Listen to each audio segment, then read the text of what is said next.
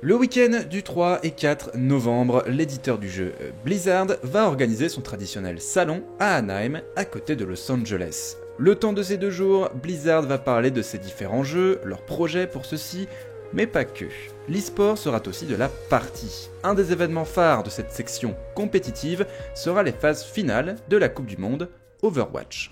Avant de savoir qui sera sacré meilleure nation de cette franchise, récapitulons-nous le chemin parcouru. Cette édition 2017 a été annoncée à la fin du mois de mars de cette même année. 32 équipes nationales ont été sélectionnées parmi de nombreux pays.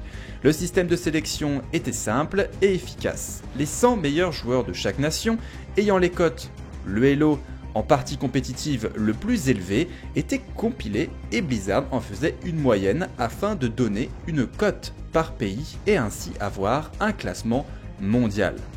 Après un mois environ, l'éditeur de la franchise a clôturé cette première phase et la France a terminé 8e.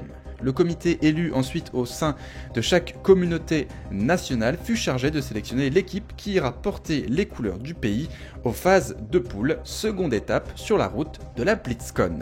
Les 32 pays étaient répartis en 8 poules, elles-mêmes dispatchées aux 4 coins de la planète. La poule A et B étaient à Shanghai et ont vu se qualifier la France et la Chine.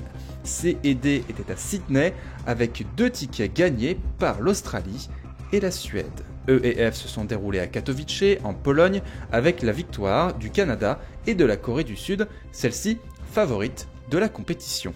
Pour clôturer, G et H ont eu lieu à Los Angeles et ont vu la qualification de la Grande-Bretagne et des USA. Ces 8 pays vont s'affronter ce week-end à la BlitzCon dans un tableau final des plus alléchants. La Corée du Sud et la Chine sont les 2 nations qui ont impressionné le monde lors des phases de poule. Les USA auront le cœur du public déjà dans la poche et peuvent avoir des ailes. Canada et Australie sont les 2 outsiders de cette dernière étape. La France, la Suède et la Grande-Bretagne sont les porte-drapeaux de l'Europe et peuvent espérer jouer les premiers rôles. Si je vous ai donné envie de regarder ce tournoi, n'hésitez pas à suivre ces phases finales à partir de vendredi 3 novembre à 20h, heure française.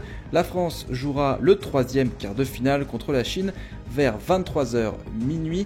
Si vous souhaitez le regarder en français, ça sera sur Overwatch FR, sur Twitch. Si vous souhaitez le regarder en anglais, ça sera sur Play Overwatch, toujours sur Twitch.